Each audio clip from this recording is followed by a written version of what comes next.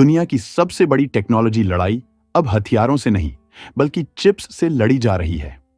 और इस लड़ाई में साउथ कोरिया ने एक ऐसा दांव चला है जो अमेरिका, चीन और बाकी टेक दिग्गजों को सीधी चुनौती दे रहा है। 15 अप्रैल 2025 को साउथ कोरिया की सरकार ने ऐलान किया कि वो अपने देश की सेमीकंडक्टर इंडस्ट्री को बचाने और मजबूत बनाने के लिए करीब $23 बिलियन का विशाल पैकेज ला रही है। ये कदम तब उठाया गया है जब अमेरिका की टैरिफ नीति को लेकर पूरी दुनिया में अनिश्चितता है और चीन लगातार सेमीकंडक्टर सेक्टर में अपनी पकड़ मजबूत कर रहा है। साउथ कोरिया, जो कि सैमसंग और एसके हाइनिक्स जैसे टॉप मेमोरी चिप निर्माताओं का घर है, अब इस लड़ाई को सिर्फ देखने वाला नहीं, बल्कि उसका हिस्सा बनने जा रहा है। साउथ कोरिया की इस चाल की वजह सिर्फ अमेरिका की पॉलिसी नहीं है, बल्कि चीन की आक्रामक टेक नीति भी है। 2024 में साउथ कोरिया का सेमीकंडक्टर एक्सपोर्ट 141.9 बिलियन रहा, जो उसकी कुल एक्सपोर्ट का 21% है। इसमें से 46.6 बिलियन चिप्स चीन को भेजे गए और 10.7 बिलियन अमेरिका को। यानी दोनों देशों की नीतियों का असर सीधे साउथ कोरिया की अर्थव्यवस्था पर पड़ता है।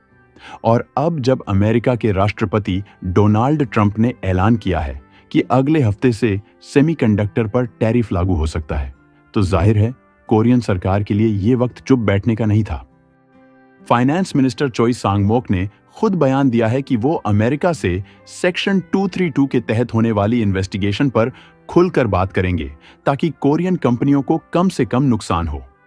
सेक्शन 232 अमेरिका का वो नियम है जिसके तहत वो राष्ट्रीय सुरक्षा का हवाला देकर किसी भी विदेशी आयात पर भारी टैक्स या टैरिफ लगा सकता है।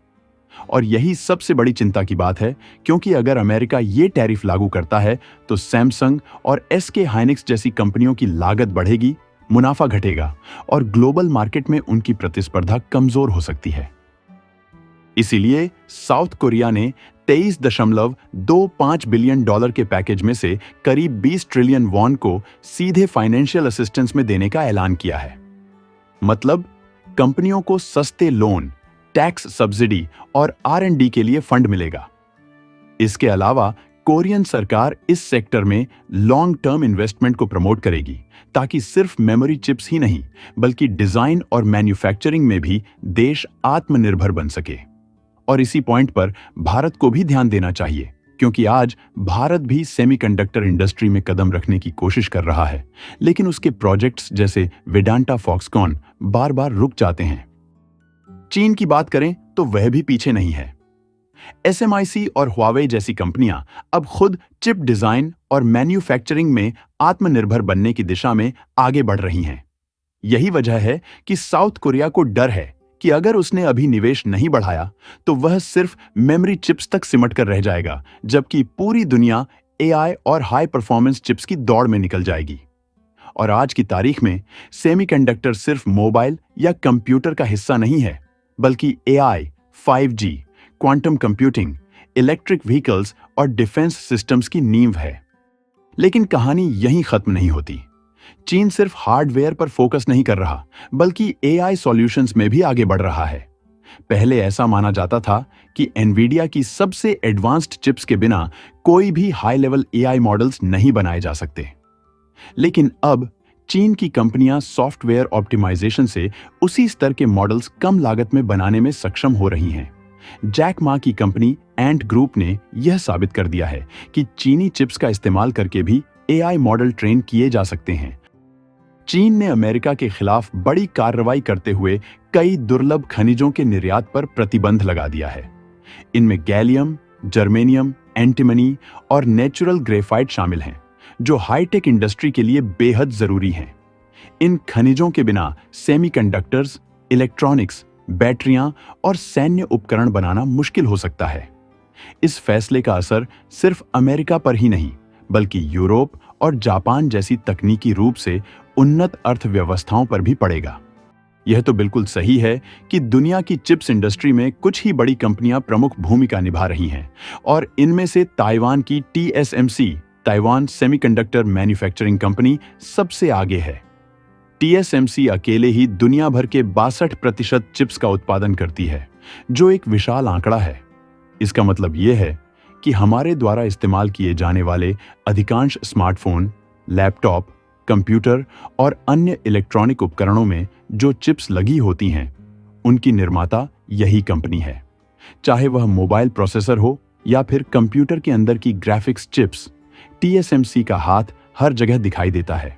इसके बाद आता है दक्षिण कोरिया की सैमसंग, जो इस क्षेत्र में टीएसएमसी के बाद दूसरे नंबर पर है और दुनिया भर में 10% चिप्स का उत्पादन करती है।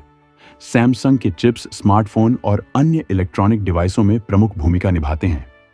इन कंपनियों के उत्पादों का हमारे जीवन में अहम स्थान है और इनकी टेक्नोलॉजी के बिना आजकल का डिजिटल युग संभव नहीं होता। अब बात करते हैं कि इस खबर का असर दुनिया पर क्या होगा। जब एक देश अपने स्ट्रेटेजिक सेक्टर में इतना बड़ा फंड डालता है, तो बाकी देश भी मजबूर होते हैं कि वो या तो अपनी इंडस्ट्री को बचाएं या उस देश से सप्लाई लें। इससे ग्लोबल सप्लाई चेन बदल सकती है। अमेरिका अगर टैरिफ लगाता है तो उससे सिर्फ साउथ कोरिया नहीं, खुद अमेरिकी कंपनियां भी प्रभावित होंगी जो इन चिप्स पर निर्भर हैं। इंटेल, एनवीडिया और एप्पल जैसी कंपनियों की लागत बढ़ेगी और उनका प्रॉफिट मार्जिन कम होगा। भारत के लिए यह वक्त एक महत्वपूर्ण मोड़ पर खड़ा है।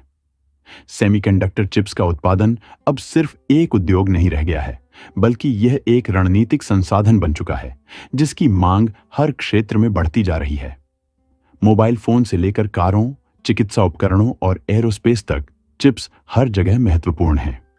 अब भारत के पास यह सुनहरा अवसर है कि वह इस ग्लोबल चिप युद्ध का हिस्सा बने और अपनी चिप मैन्युफैक्चरिंग क्षमता को विकसित करे।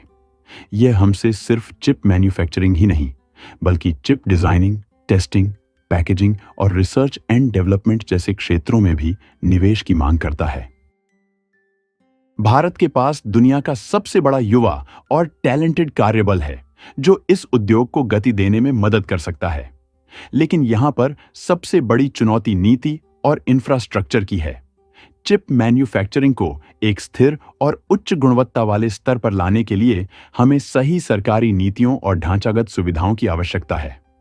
दक्षिण कोरिया ने अपने चिप उद्योग में जिस तरह से लंबी अवधि की योजना बनाई और निवेश किया, वह भारत के लिए एक आदर्श बन सकता है।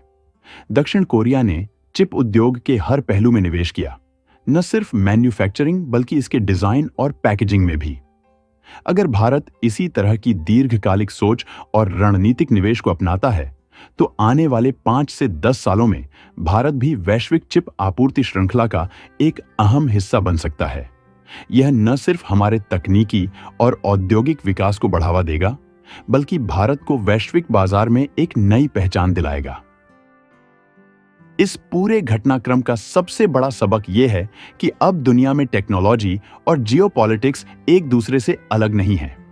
साउथ कोरिया का यह कदम सिर्फ एक इंडस्ट्रियल इन्वेस्टमेंट नहीं, बल्कि एक स्ट्रेटेजिक मूव है। यह दुनिया को यह दिखाता है कि जो देश सेमीकंडक्टर कंट्रोल करेगा, वही आने वाले दशक में इकोनॉमी, मिलिट्री और डेटा की दुनिया में राज करेगा। साउथ कोरिया की यह रणनीति उसे चीन और अमेरिका के बीच संतुलन बनाए रखने में मदद करेगी और यह एक मजबूत कदम साबित होगा। अगर आपको यह जानकारी महत्वपूर्ण लगी हो तो लाइक और सब्सक्राइब जरूर करें, ताकि आप हमारे आने वाले सभी अपडेट्स से जुड़े रहें। धन्यवाद।